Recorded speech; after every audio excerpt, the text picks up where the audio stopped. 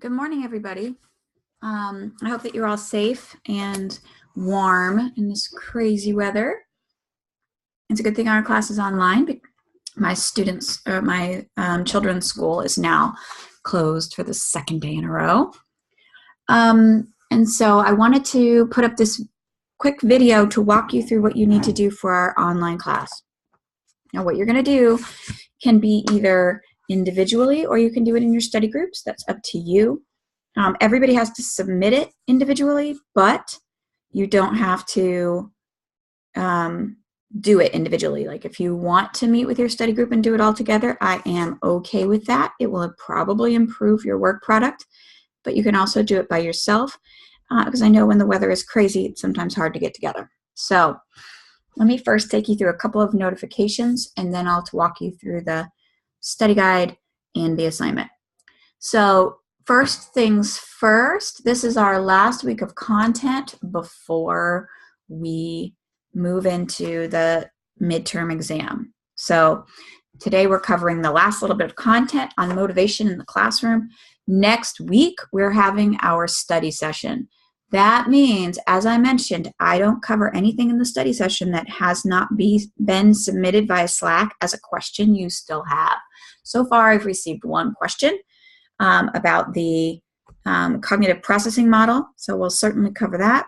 But that's it. That's all I have received as far as questions go. So it's up to you to make that study guide session worthwhile. So you need to start referencing me in your study guide, in your study group channels, so that I can answer your questions in our study session next week.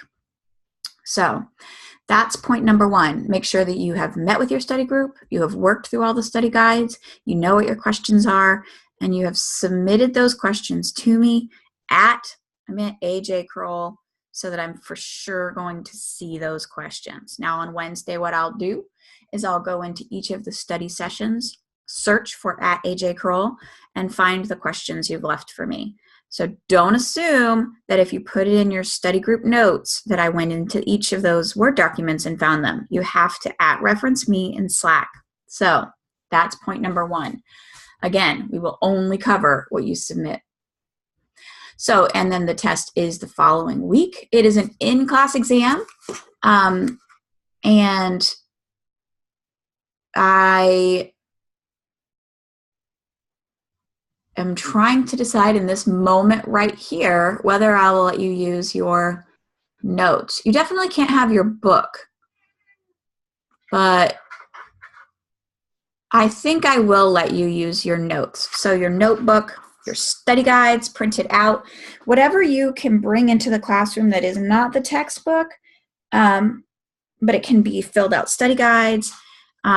It can be your notes from class. You can have those on hand. So I'm not trying to make this ridiculously difficult, but I definitely don't want you to sit there trying to look at the answers in the book because you didn't study. So I'm going to actually add that to this here. This is open notes, but not open book. No online devices. You must bring paper copies of your notes to the test if you wish to use them. Okay, so that's how the test is going to go. It's forced choice and a single open-ended question. Now, forced choice means that I give you options, so like multiple choice, fill in the blank. I give you a ton of context, but you have to be able to choose the correct answer from that context. There will be one open-ended question. It will be clear on the test how many points are designated for each open-ended question, for the one open-ended question. So you'll know kind of how much time to designate to the open-ended question. So when you get the test, make sure that you sort of scan through it, figure out how many forced choice questions there are, how many points are saved for the open-ended. It's usually a good idea to do your open-ended question first. That's just a tip for you because they take longer, but then you just have to be sure you don't use all your time on the open-ended question. But you guys are college students. I know you know how to take tests, so I won't belabor that point. If you have questions about that next week, please feel free to ask it. So the following week's the test. You need to bring, the week after next is the test, so make sure you bring paper copies of your notes and not your book, and no online devices. I mean, no computers, no phones. Your phone can be with you, but it needs to be in your pocket, can't be on the desk, it needs to be put away. And bring paper copies of your notes if you wish to use them. Okay, that's the quick notification about the test. This one's a little further out into the future, so there's still lots of time for clarification, but I wanted to just say a little something about the fieldwork journal. Now, as I mentioned in the syllabus, it's 2 pages single-spaced, which translates into 4 pages double-spaced. Half of the paper should be your description of your theory of choice. So if you choose Vygotsky, I want you to spend about half of those 2 or 4 pages, depending on how you like to work, on the theory itself. So talking about the relationship between thought and language, talking about the ZPD, talking about scaffolding. The other half of your paper needs to be a rich description with stories and details and names. And if you take pictures of something in your classroom, should not be included in your page count, but it can be put into the paper to show me. I want you to really show me, and just through descriptions and artifacts, how you see your theory playing out in the classroom. So that's the other half of the paper, is a rich description of the classroom experience. I want you to make explicit connections between the theory and that classroom experience. So now it's okay for you to break your paper up where the first half of the paper is the theory and the second half of the paper is the example. But it is also okay for you to sort of intersperse it, to say, here's a little bit of Vygotsky's theory, here's how that piece of the theory is applied. Here's another piece of Vygotsky's theory, here's how that piece of the theory is applied. You can do it either way. It's really up to you and what you feel like helps the paper to flow and make sense. So there's a little piece of clarification there.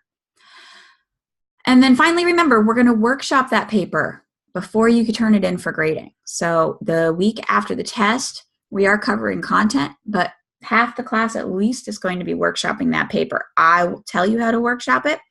I have a protocol that we use. It only works with complete drafts, so do not show up to this workshop with an outline. Show up with a complete draft of your paper. Doesn't need to necessarily be in final edited copy. No one's going to be reading it for grammar, but you need to have all of your content in there and clarified. And please make it readable, because your colleague, your co-student in the class needs to be able to help you make it better. In order to do that, you have to have a complete copy of the paper. Okay, so those are our notifications. Next week's test review. The week after that is the test. The week after that, you have to bring a copy of your fieldwork journal to class and make sure it's complete draft. Those are the notices that we're covering today. And then the next thing I want to do is walk you through our online class today. So we're covering chapter 12 this week. It is called Motivation in Learning and Teaching. And you'll see it's a slightly longer study guide than it would be if this class wasn't online. I'm asking you to provide complete answers to each of these study guide questions to me no later, in fact, let me just write this right here, due no later than midnight on Tuesday, March, let me just check what that date is. Tuesday, March 13th.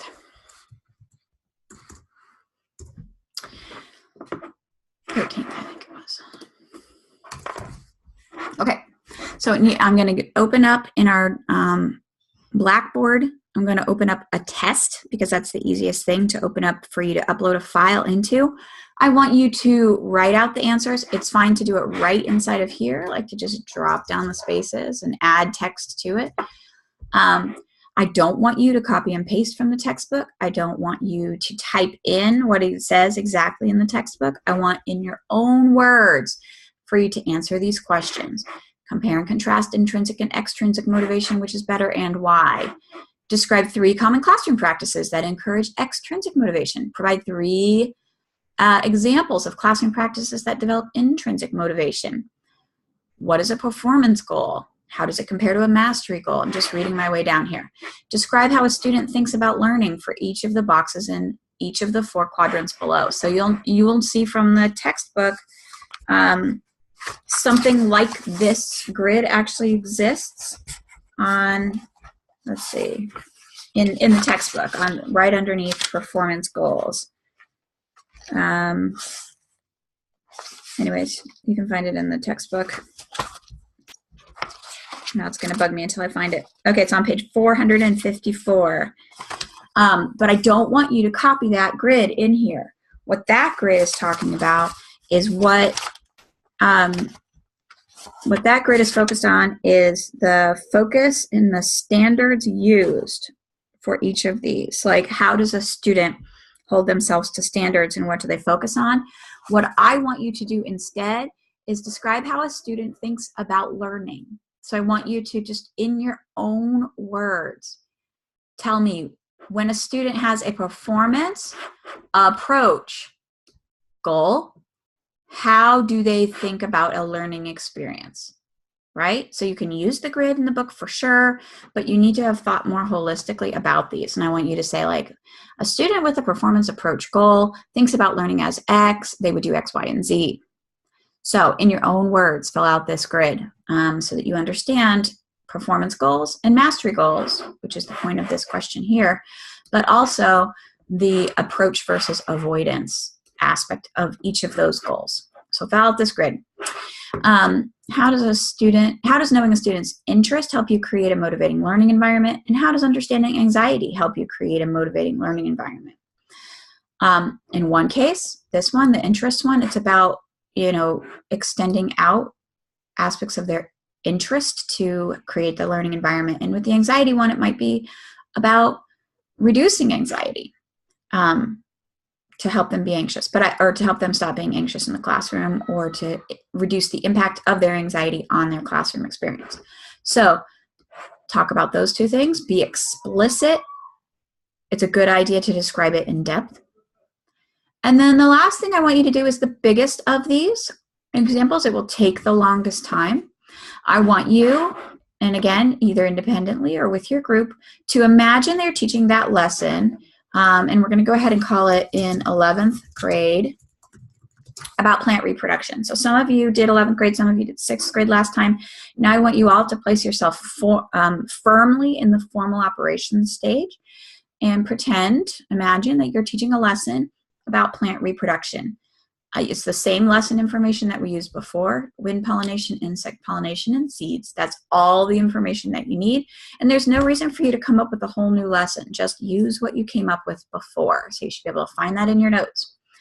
What I want you to do this time is to describe how you would optimize the lesson using each level of the target methodology described in depth in your textbook from page 471 to 476. Now, it is described in depth. You need to read the whole thing, not just read the top of it, think you know what's happening, and then dive into the activity. I want you to read all the way through pages 471 to 476, and then think, given what you said you would do in your lesson, how would you optimize that lesson using each level of the target methodology? So that's task, autonomy, recognition, groups, evaluation, and time in the classroom.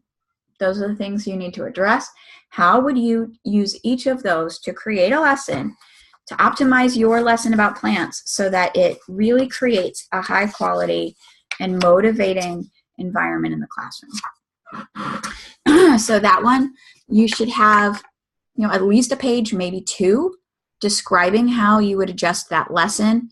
I don't mind exactly how you do it. It can be bullet points, it can be a table, but I want you to really dive in here. I want you to dig deep and figure out, think through, how would you use all of this information to create a really motivating classroom? The target methodology is just a way to be sure that you're talking about all the different opportunities you have to optimize your learning environment for motivation. And so I'm asking you to use that target methodology, but also draw from all of this information to be sure that you're creating a classroom experience that's very, very motivating. Now, as I mentioned, you have until Tuesday at midnight to upload individually for actual points in this class the information on this study guide, including this target thing. If you have any questions, I'm available via Slack. Just make sure you @reference me because my kids are home today. I won't be super available, but I can hop in and answer any questions that you have. So I hope that you were all, as I said, safe and warm. If you have any questions, let me know. Should be relatively straightforward. And so I'll wait to hear your questions and enjoy your online class.